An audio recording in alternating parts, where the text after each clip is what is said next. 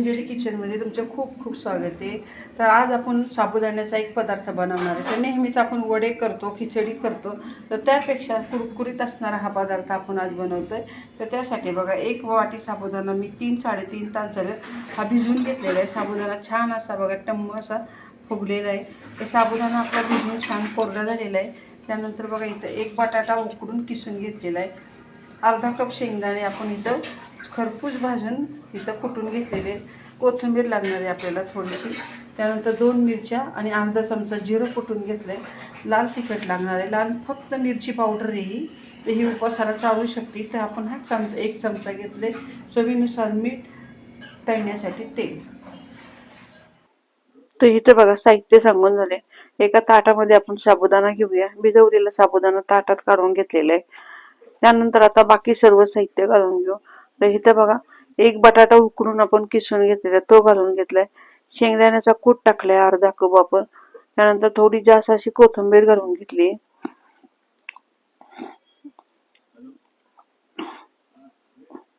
त्यानंतर बघा इथं मिरची आपण इथं कुटून घेतली होती, अर्धा चमचा जिरं आणि 2 मिरच्या. त्यानंतर तिखट तुमच्या आवडीने घेऊ शकता तुम्ही. त्यानंतर लाल मिरची पावडर घेतली, 1 चमचाभर आपण मिरची पावडर टाकली. चवीनुसार मीठ घालून घेतले. आता सर्व साहित्य आपलं टाकून झाले. आता व्यवस्थित असं आपल्याला हे पीठ मळून घ्यायचे. सगळं व्यवस्थित असं हाताने आपण छान याला मिक्स करून घेऊया. पाणी वगैरे ह्यात बिलकुलही घालायचे नाही आपल्याला. तर बटाट्याच्या ओलाव्यात आणि कोथिंबीरीतच आपल्याला हा साबुदाणा एकसारखा असा एकजीव करून घ्यायचा आहे. तर बघा इथं साबुदाणा एकजीव करून घेतलेला आहे. त्यानंतर लगेच कढईला आपण तेल तापायला ठेवले. थोडा गॅस मोठा करून घेतलेला आहे. तेल आपण तापायला ठेवले. तर हळूहळू बघा हाताला तुम्ही तेल लावा आणि तेलाच्या साह्याने इथं छोटासा एक गोळा घेऊन अशा पद्धतीने आपण हे रोल बनवूया. तर हलक्या हाताने मस्त बघा हे रोल बनवून घ्यायचे.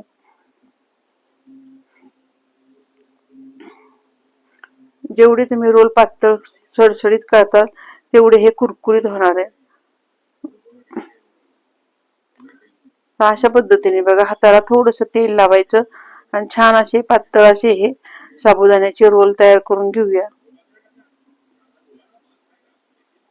तर तेल पण आपलं छान कडक तापलेलं आहे. आता तेलामध्ये आपण सोडून घेऊया. गॅस मोठा ठेवायचा. मोठ्या गॅसवर आपण हे सोडणार आहे. तेल चांगलं कडक असेल तेवढे आपले हे छान असं कुरकुरीत होणार आहे. तर सुरुवातीला आपण गॅस मोठा ठेवलेला आहे आणि नंतर मी एकदम बारीक केलेला आहे. आणि आता इथं आपण हे रोल पलटी करून घेऊया. तर बारीक गॅसवर छान आपल्याला हे कुरकुरीत होईपर्यंत तळून घ्यायचे. कसं होतं की नेहमी आपण वडे वगैरे करून खातो, खिचडी करून खातो, तर हा बराच वेळ कुरकुरीत राहणार पदार्थ तुम्ही कधी केलाय का? अशा पद्धतीने बघा तुम्ही करून बघा. खायला एकदम छान लागतं.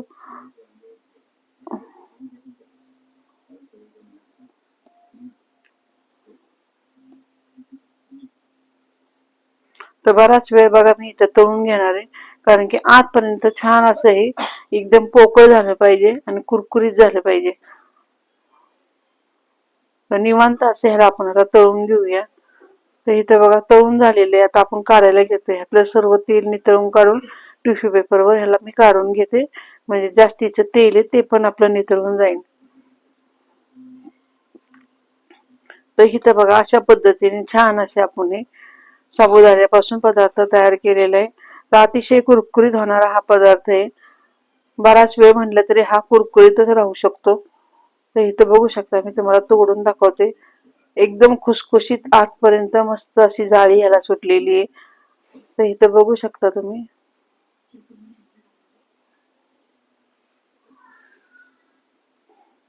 अशा पद्धतीने आपण साबुदाण्यापासून नेहमीपेक्षा वेगळा एक पदार्थ बनवलेला आहे. तर खायला एकदम छान लागतो. सोबत आपण दही घेतलेले. तर तुम्हाला जर कधी उपास असेल तर अशा पद्धतीने तुम्ही हा पदार्थ बनवून खाऊन बघा. एकदम कुरकुरीत आणि छान लागतो. बराच वेळ हे कुरकुरीत पण राहू शकतं. लगेच मऊ पडत नाही. सोबत दही घेतले, एखादी चटणी जरी केली तुम्ही किंवा नुसते खाल्ले तरी हे खायला चविष्ट लागतात. आणि असा हा झटपट होणारा साबुदाण्याचा पदार्थ तुम्ही नक्की उपवासाच्या दिवशी करून बघा.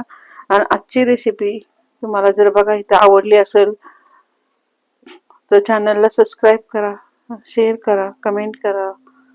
धन्यवाद.